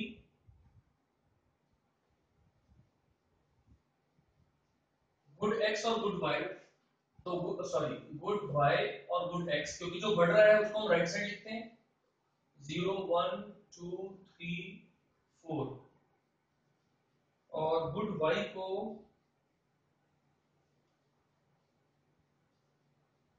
20 12 6 2 0। अब प्रोडक्शन पॉसिबिलिटी कर्व कैसा होगा, उसके लिए हम पहले इसमें से देखेंगे। पहली कंडीशन देखिए कि जब x को बढ़ाना है तो y घट रहा है, यानी production possibility curve downward sloping तो होगा। अब कॉन्केव होगा या कॉन्वेक्स होगा वो निकालते हैं। उसके लिए हमें निकालना पड़ेगा MRT, जिसका फॉर्मूला होता है delta loss upon delta gain. अब यहां गेन देखते हैं, 1 का हो रहा है, यहां लॉस देखते हैं, इसमें लॉस हुआ 20 में से 12 गए 8 6 2, तो रेशियो बनी 8/1 6/1 4/1 2/1, यानी कि 8 6 4 2।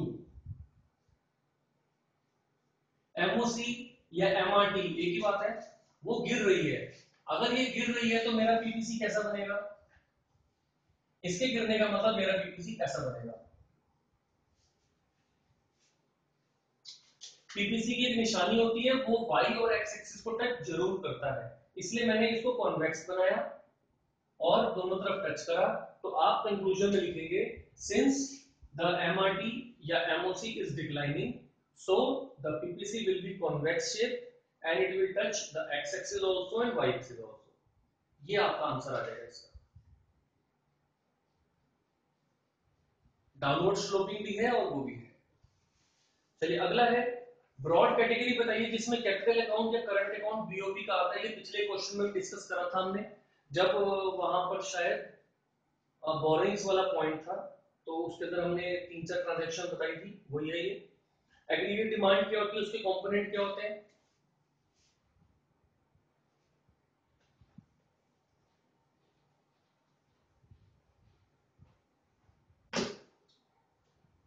क्वेश्चन नंबर 45 में ये आपके मैक्रो इकोनॉमिक्स में जो आपका income and employment determination chapter है, उसका जो फर्स्ट था ना 7th chapter Sandeep Garg book के हिसाब से, उसमें एडी की डेफिनेशन दी हुई थी आपको, सी प्लस आई प्लस जी प्लस एक्स माइनस एम, वही लिखनी है यहाँ पर। इन चारों को एक एक लाइन में समझाना है।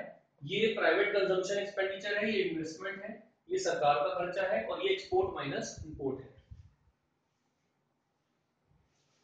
अगला है गवर्नमेंट ने ऑटोनोमस इंपोर्ट ऑफ गोल्ड रोक दिया है, इससे इकोनॉमिक वैल्यू क्या होगी। ऑटोनोमस इंपोर्ट का मतलब जो लोग अपने आप इंपोर्ट करते थे सोने का, वो रोक दिया गया है। ये हम पहले एक बार करा ना, क्वेश्चन वैसे ही होगा कि सोने का इंपोर्ट रोकने से हमारे देश का फॉरेन एक्सचेंज रिजर्व बच जाएगा, वो बाहर नहीं जाएगा, उससे हमारे देश की करेंसी अप होगी, स्ट्रांग होगी, और फॉरेन करेंसी वीक होगी, तो उससे हमारे देश की वैल्यू बढ़ेगी। हाँ जी, अगला है क्या क्या पॉइंट होते हैं distinction between oligopoly and monopolistic competition. Oligopoly क्या होता है, फ्यू सेलर्स, जैसे कार कंपनीज 5-10 कंपनी है जो कार बनाती हैं, सेलर्स लेने वाले बहुत ज्यादा है।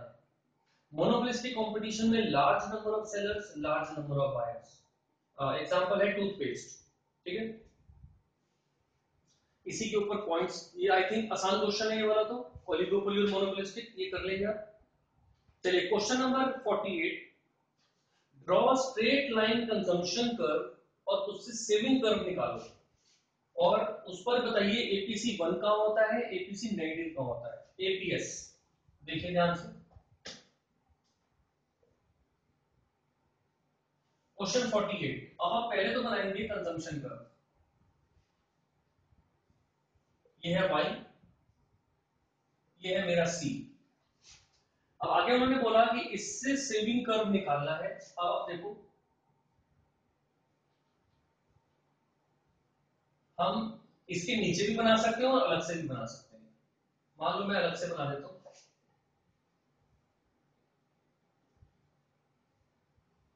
इसको आप यहां जोड़ देंगे तो यहां भी बन जाएगा, एक ही बात है। जितना ये था सी बार, उतना ही यहां पर होगा माइनस एस बार। मेरी इनकम 0 थी, तो जितना मैं उस समय खा रहा था वो अपनी सेविंग को ही खा रहा था, तो सेविंग माइनस हो गई। और जहां पर ये y इक्वल टू सी होता है, इसको कहते हैं break even. y equal to C, जितना पैसा आ रहा है उतना मैं खा रहा हूं, तो मेरी सेविंग 0 है, तो मैं इस पॉइंट को यहां से पहले लाऊंगा, यहां पर और यहां पर, इन दो पॉइंट को मैच कर दूंगा तो मेरी सेविंग आ जाएगी। अब यहां पर जब तक मेरी कंजम्पशन ज्यादा है, इनकम कम है, इस पॉइंट में हम कहते हैं दिस सेविंग, और जहां इनकम बढ़ गई, कंजम्पशन कम है, इसको कहते हैं सेविंग। तो ये वाला पॉइंट इधर आ गया, मेरी सेविंग पॉजिटिव हो गई, यहां पर मेरी सेविंग 0 हो गई क्योंकि जितना आया वो सारा खर्च हो गया, और यहां पर मेरी सेविंग नेगेटिव हो गई क्योंकि इनकम कम थी और खर्चा मेरा ज्यादा था। चलिए अगला क्वेश्चन है 49, गवर्नमेंट बजट की कुछ वैल्यूज दी हुई हैं और आपको revenue deficit, fiscal deficit, primary deficit निकालना है। ये ठीक है, बन जाएगा। इसी की थ्योरी भी लिखनी पड़ेगी आपको।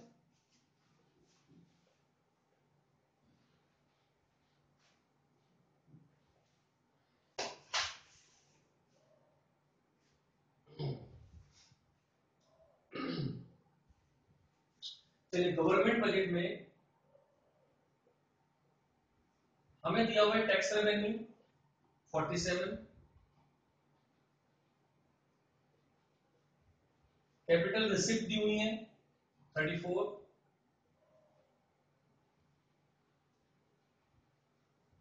नॉन टैक्स रेवेन्यू दिया हुआ है 10, नॉन टैक्स रेवेन्यू दिया हुआ है 10,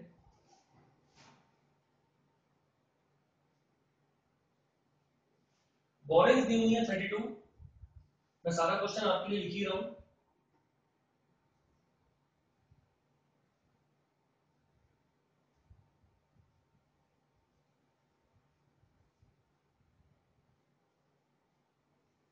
रेवेन्यू एक्सपेंडिचर 80,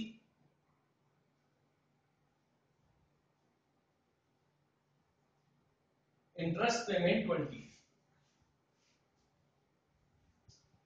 अब सबसे पहले इसमें निकालना है रेवेन्यू डेफिसिट। रेवेन्यू डेफिसिट का फॉर्मूला होता है revenue expenditure minus revenue receipt. Revenue expenditure कौन सा है इसमें, ये दिखाई हुआ हमको, सीधा सीधा पूरा पूरा लिखा है, तो हम लिख देंगे जी 80 minus revenue expenditure minus revenue receipt. Revenue receipt वो होती है जिससे सरकार की असेट और लायबिलिटी पे असर नहीं पड़ता, बट सरकार को इनकम होती है। ये रहा एक नॉन टैक्स, एक टैक्स, ये दो।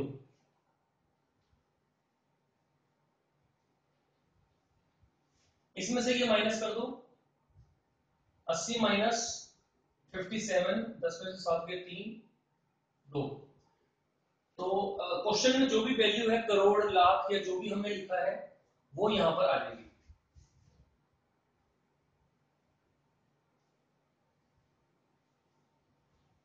सेकंड निकालना है फिस्कल डेफिसिट।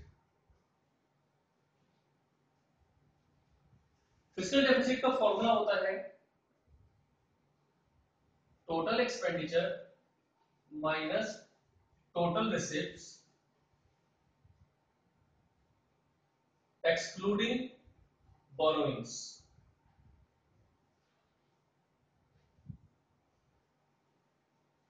ठीक है, टोटल एक्सपेंडिचर का मतलब दो तरह के एक्सपेंडिचर होते हैं, capital expenditure, revenue expenditure.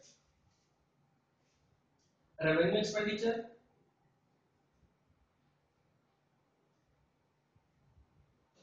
Capital expenditure नहीं दिया हुआ तो 0, minus total receipts. Total receipt में पहले कैपिटल रिसिप्ट, ये टैक्स और नॉन टैक्स मिलाकर बन जाएंगी रेवेन्यू रिसिप्ट, तो इसको जोड़ेंगे प्लस 47 प्लस 10, ये दोनों आ गई, ये आ गई कैपिटल रिसिप्ट। अब हमने लिखा था यहां पर एक्सक्लूडिंग बोरिंग्स, ये बोरिंग्स माइनस कर दो,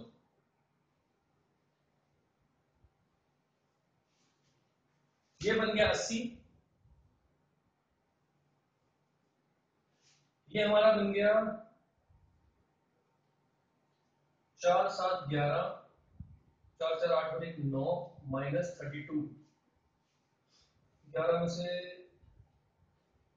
से 2 गए 9, 59, तो ये बन गया 18 माइनस 59, यहाँ का माइनस में है ना, तो 10 में से 9 गया 1, 7 में से 21 करोड़। क्वेश्चन में 1 करोड़ या जो भी मैंने स्टेट आपको फिगर दी है वो, तो ये बन गया मेरा फिस्कल डेफिसिट। अब तीसरा आता है प्राइमरी डेफिसिट। प्राइमरी डेफिसिट होता है physical deficit minus interest payment. Physical deficit है मेरा 21 माइनस इंटरेस्ट पेमेंट है 20, तो आंसर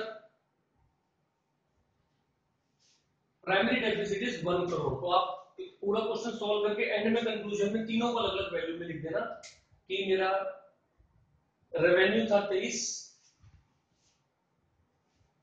और ये था 21 और ये है 1। तो ये तीन अलग अलग लाइन में आप लिख सकते हो। ठीक है, अब हमारा लास्ट क्वेश्चन। बड़ी सारी चीजें दी हैं, ये मैं आपको ओरली बता देता हूं, मतलब क्वेश्चन नहीं लिखूंगा, क्वेश्चन आपके पास ही होगा, आपने नोट किया होगा। मैं आपको बताऊंगा क्या क्या प्लस होगा क्या माइनस होगा। नेशनल इनकम निकालनी है, प्राइवेट इनकम और पीडीआई, और इसमें हमको दिख रहा है COE, mixed income, undistributed profit, dividend, interest. तो हमको ये समझ में आ गया नेशनल इनकम का इनकम मेथड यहां पर हमको लगाना है।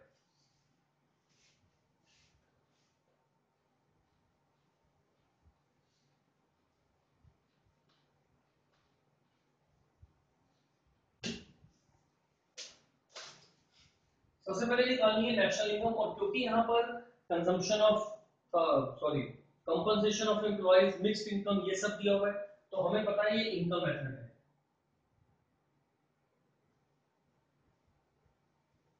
और इनकम मेथड में सबसे पहले निकलता है एनडीपीएफसी। एनडीपीएफसी के अंदर अगर मैं एनएफआई जोड़ता हूं तो बन जाता है एनएनपीएफसी। तो पहले एनडीपीएफसी के लिए आपको पता है इसमें हमारा होता है COE plus operating surplus plus mixed income. COE में सीधा सीओई क्वेश्चन में दिया हुआ है, 1000 तो सीधा वो जुड़ेगा। ऑपरेटिंग सरप्लस में आपको पता है क्या होता है, प्रॉफिट, इंटरेस्ट, रेंट, रॉयल्टी। अब आप देखो इसमें दिया हुआ है undistributed profit, corporation tax, dividend. तो हमारे प्रॉफिट के ये पार्ट होते हैं, तो इसको ऐसे लिखना है 150 प्लस 15 प्लस 75।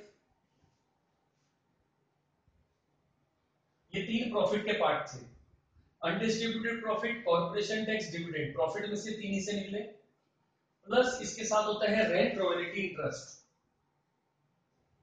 हमें इंटरेस्ट दिया हुआ है और कुछ नहीं दिया हुआ है, प्लस इंटरेस्ट है 250 और ये ब्रैकेट क्लोज्ड, प्लस फिर आ जाता है मिक्स्ड इनकम 100। ये है एनडीपीएफसी। और कोई चीज COE, mixed income, corporation tax, dividend, interest, net current domestic transfer, personal direct tax, NFI, depreciation, NIT, income from domestic product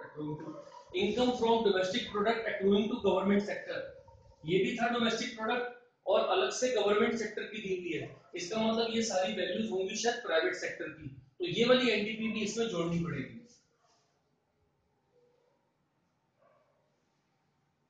125। अब इसको जोड़ देते हैं हम, 200, 275 प्लस 250, ये बन गया 225। ये बन गया 5 7 और 5 12, 5 7 और 12, 2 1 3 और 2 5। 1000 प्लस 525 प्लस 225, तो ये हो गया 50, 0 1 5, ये बन गया 1750, 750। एनएनपीएफसी हो गया, एनडीपीएफसी प्लस एनएफआई,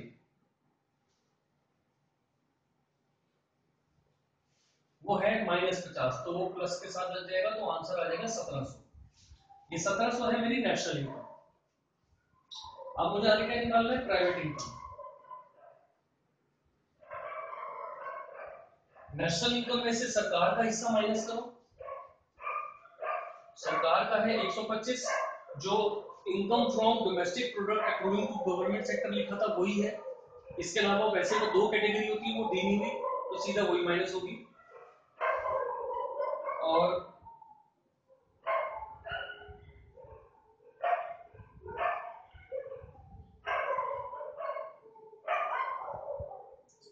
इसमें ये जुड़ेगा नेट करंट ट्रांसफर्स। और एक मिनट जरा होल्ड करिए, जरा थोड़ा सा ट्रीटमेंट करके आओ, कुत्ते कुछ ज्यादा ही भौंक रहे।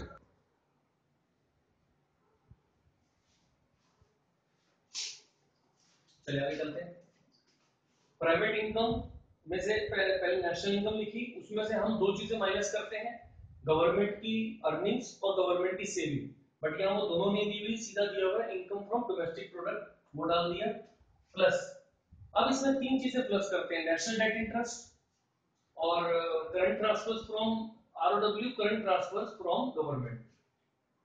तो इसमें इन सबको हटाकर उन्होंने एक नाम दिया नेट करंट डोमेस्टिक ट्रांसफर। तो ट्रांसफर आ गया तो वो ऐड हो जाएगा प्लस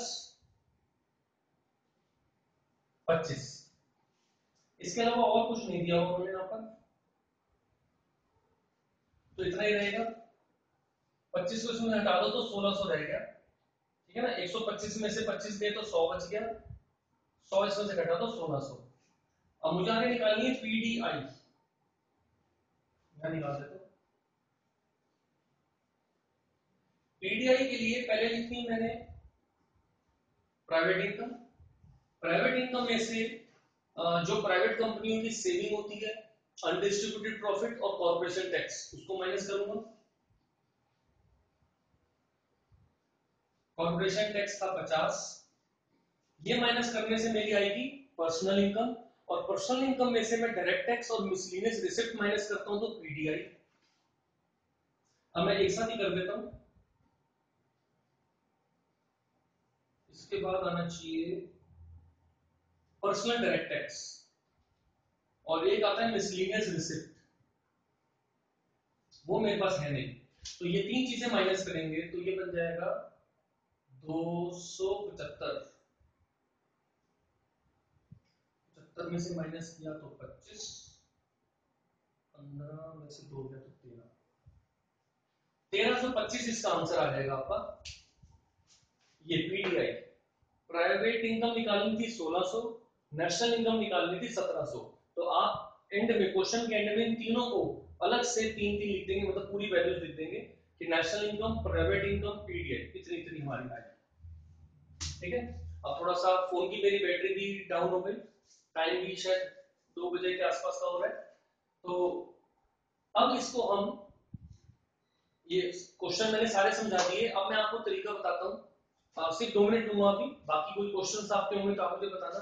इकोनॉमिक्स के अंदर ध्यान रखिएगा कि जब भी आप आंसर लिखें तो लंबी कहानियां ना लिखें, टू द पॉइंट आंसर लिखें, कम से कम शब्दों में लिखें। और एक बात याद रखना, जो भी कुछ लिखो उसमें कोई अगर अच्छा इंपॉर्टेंट कीवर्ड है जो बुक में अच्छे से याद आपने करा था और यहाँ लिख दिया, उसको अंडरलाइन जरूर करना, ठीक है। कभी भी न्यूमेरिकल करना तो एंड में उसके आंसर को अलग से स्पेसिफाई जरूर करना। सीरियल नंबर्स का ध्यान रखना है, सीरियल नंबर्स कई बार हमारे मिक्सअप हो जाते हैं, ठीक है। और थ्योरी के अंदर बहुत इलेबोरेट नहीं करना है, हर एक क्वेश्चन में डायग्राम नहीं बनाना। 3 मार्क्स से नीचे वालों में तो डायग्राम तब बनाना है जब लिखा हो, उससे ऊपर वालों में आपने देखना है कि हाँ अगर जरूरत लग रही है और मेरे पास मैटर कम है लिखने को, मजबूरी है तो डायग्राम बना दिया।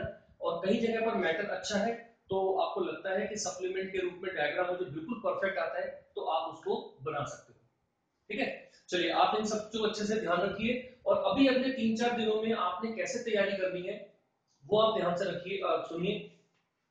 इन क्वेश्चंस को आप अच्छे से प्रिपेयर करिए जो मैंने दिए, प्लस आप ऐसा कर सकते हैं कि जो न्यूमेरिकल्स है ना, नेशनल इनकम के, इनकम एंड एम्प्लॉयमेंट डिटर्मिनेशन और कॉस्ट इलास्टिसिटी, आप एक अपने पूरे दिन के अंदर 4 घंटे का टाइम ऐसा रखिए जिसमें आपने हर तरीके के 10-10 न्यूमेरिकल करने हैं। कल भी, परसों भी, फ्राइडे सैटरडे संडे, 3 दिन है आपके पास। तीनों दिन आप 3 से 4 घंटे आप न्यूमेरिकल्स करिए और बाकी घंटों में अपनी पढ़ाई करिए। एक ही ऑप्शन है, एक ऑप्शन और है, अगर हम मॉर्निंग में 6 या 7 बजे उठते हैं, रात 12 बजे तक पढ़ते हैं, ऐसा हम अंदाजा लगाते हैं, तो आपके पास 15 से 16 घंटे बनते हैं। तो आप इसमें से 3 घंटे न्यूमेरिकल्स, 3 घंटे का एक पेपर पूरा करना है। आपके पास कोई भी गाइड हो, इवन बुक हो या यूलाइक है, उसमें पेपर्स होते हैं। आप कोई भी एक पेपर पूरा 3 घंटे का घड़ी देखकर, और कोशिश ये करिए कि 10:30 बैठिए कल और 1:30 बजे खत्म करिए पेपर, बीच में बिल्कुल नहीं उठना। ऐसे ही 3 दिन, फ्राइडे सैटरडे संडे 10:30 से लेकर 1:30 बजे तक ऐसे आप बैठ के पेपर करिए। इस पेपर से पहले मॉर्निंग में 6 to 9 आप न्यूमेरिकल्स वगैरह कर सकते हैं या रिवीजन, जो आपका मन करे। वैसे कोशिश करिए न्यूमेरिकल करिए। आज रिवाइज करके कल सुबह पेपर देने का मजा ही अलग है। असली बुद्धि परीक्षा तब होती है। तो सुबह 6 से 9 आपने कर लिया न्यूमेरिकल्स, 1-1.5 घंटे का ब्रेक, खाया पिया नहा लिए, उसके बाद 10:30 बैठ के 1:30 बजे तक पेपर, फिर 1-2 घंटे आराम किया। 4 बजे से लेकर रात तक आपने सारी रिवीजन करनी है। 3 दिन का ये शेड्यूल चलाइए, आप देखिएगा रिजल्ट अच्छा आता है। इन सब क्वेश्चंस को अच्छे से लिख कर एक बार देख लीजिए। आई होप आपका एग्जाम अच्छा जाएगा। और एग्जाम जब हो जाए तो प्लीज रिव्यू जरूर लिखना कि हाँ सर आपके बताए हुए कौन कौन से क्वेश्चन आए, तो मुझे भी लगेगा। हाँ, अगर कुछ कमी हो तो वो भी बता देगा कि सर ऐसा मुझको लगा आपको ये कमी इसमें थी या कुछ इंप्रूवमेंट करना है, तो मैं श्योरली उसको इंप्रूव भी करूंगा। चलिए, all the very best, God bless you and rock the world. Thank you.